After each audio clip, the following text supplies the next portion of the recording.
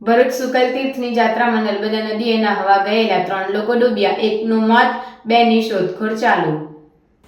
બનાવ અંગે સૂત્ર થકી મળેલી માહિતી પ્રમાણે ભરૂચના વેજલપુરના નિઝામવાડીના પરિવારજનો શુકલ તીર્થની જાત્રામાં ગયા હતા, જ્યાં નર્મદા નદીમાં નહાવા જતા બાપ દીકરો અને અન્ય યુવાન નદીના ઊંડા પાણીમાં ગરકાવ થઈ જતા ડૂબવા લાગ્યા હતા. જે પૈકી 11 વર્ષીય દિશાંત જયેન્દ્ર મિસ્ત્રીનું ડૂબી જવાથી મોત નીપજ્યું હોવાની માહિતી સાંપડી રહી છે, જ્યારે અન્ય 2 લોકોની શોધખોળ હાલ ચાલી રહી છે.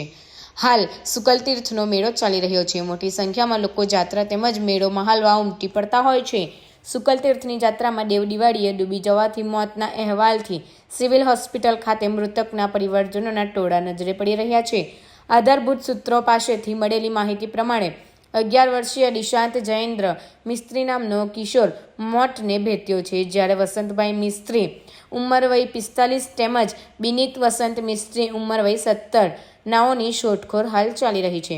અત્રે ઉલ્લેખનીય છે કે ગઈકાલે પણ સુરતનો સચિન નામનો યુવાન નદીમાં ડૂબી જતા મોતને ભેટ્યો હતો.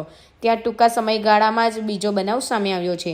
નોંધનીય છે કે નર્મદા નદીમાં મોટા પાયે ગેરકાયદેસર રેતી ખનનથી નદીના પટમાં ઊંડા ખાડાઓ પડી ગયેલ હોય છે, જે પરિણામે ઘટના બની હોવાનું પંથકના જાગૃત નાગરિકો અનુમાન લગાવી રહ્યા છે.